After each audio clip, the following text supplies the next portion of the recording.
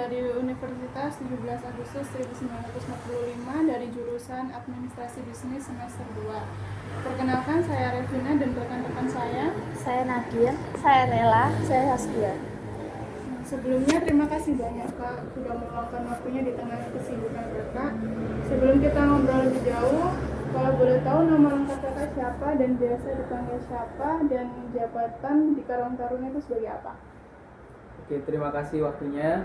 Perkenalkan, nama saya Raffi Firmansyah, biasa dipanggil Raffi, dan untuk saat ini saya dipercaya rekan-rekan untuk menjabat sebagai Ketua Karang Taruna di sini. Oke Kak Raffi, jadi gini kedatangan kami ke sini sebenarnya pengen sharing dan diskusi mengenai program pengabdian masyarakat yang mau kita jalankan bareng Karang Taruna.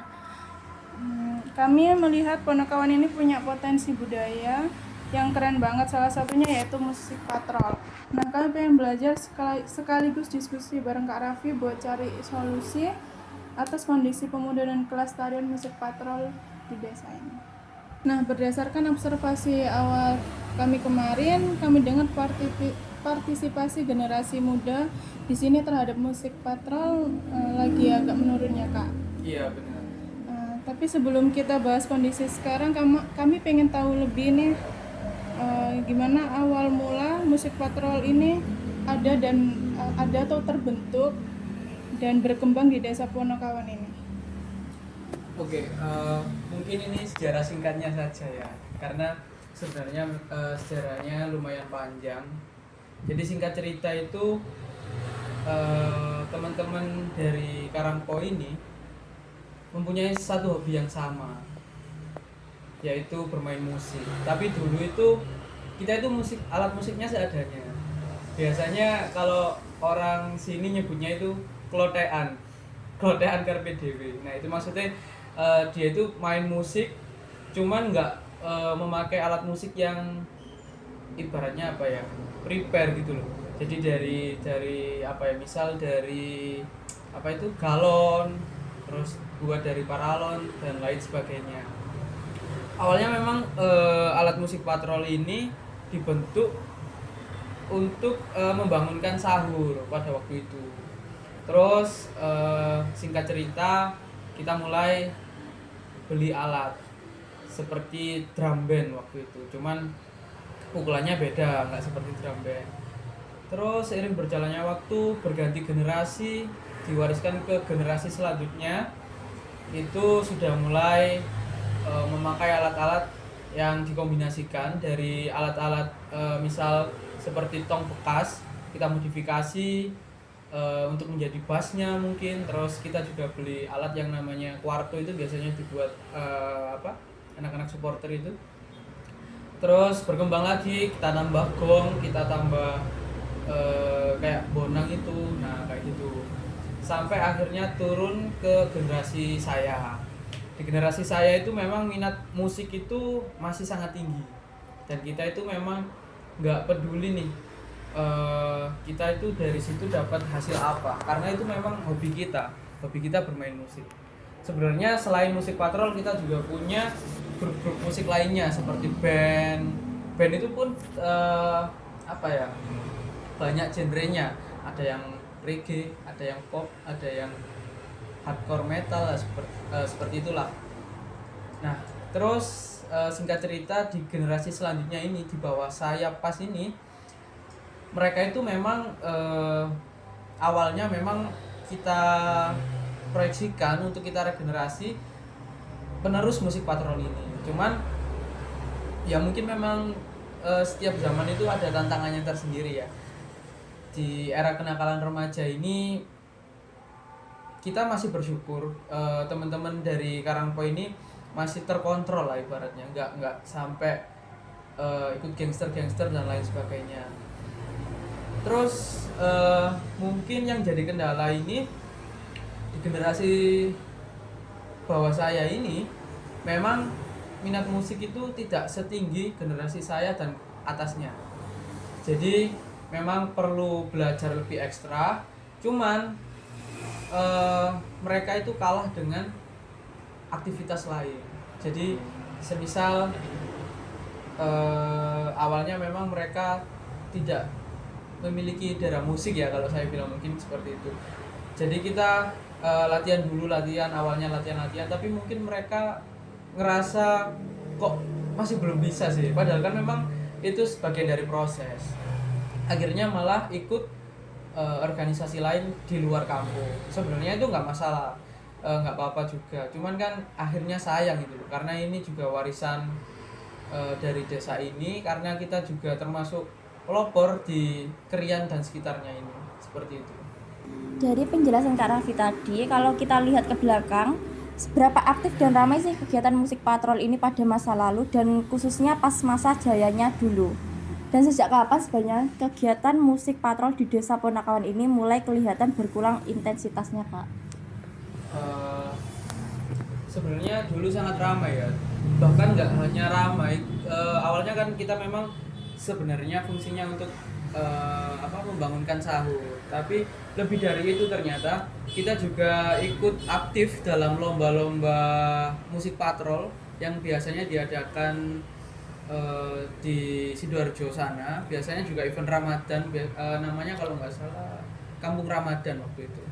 Kita juga aktif ngisi acara-acara lain, seperti dulu ada penyambutan istrinya Gus Dur di Kelenteng Krian, itu kita juga ikut ngisi acara di sana. Banyak juga hajatan-hajatan kita juga ngisi acara di sana juga, biasanya buat ibarat namanya kalau di sini ngarak ya, ngarak manten. Jadi ngarak manten, terus buat setrika bumi, pokoknya acara-acara gitulah, seperti itu. Terus kalau untuk intensitasnya mulai menurun ini sejak diwariskan ke generasi selanjutnya ini, generasi di bawah saya, karena memang sebenarnya kita tiap tahun kan memang meregenerasi, karena ya kita nggak bisa menyalahkan ya, semua itu pasti ada masanya. Kita generasi saya khususnya udah mulai aktif bekerja, terus ada yang kuliah, ada yang ibaratnya punya kesibukan masing-masing lah.